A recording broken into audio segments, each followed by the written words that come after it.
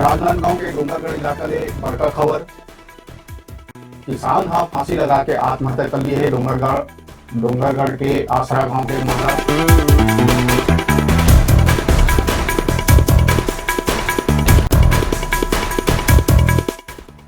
डोंगरगढ़ के आसरा गांव में किसान हा फांसी लगा के आत्महत्या कर ली है। अपन कच्चा घर में फांसी लगा ली है। फांसी के पाछू के कारण अभी पता नहीं चल पाए, पर ऐसे बताया जाता है कि ओकर बेटा के ऊपर कर्ज से लेके किसान हा दुखी है।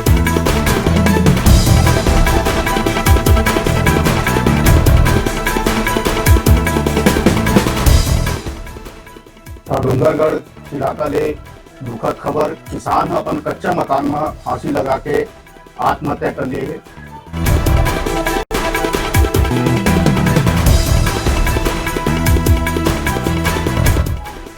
डोंगरगढ़ के आसरा गांव की घटना, जहां किसान अपन कच्चा मकान में फांसी के फंदा लगा के आत्महत्या कर लिए है। ये वक्त के बड़का खबर, दुखद खबर।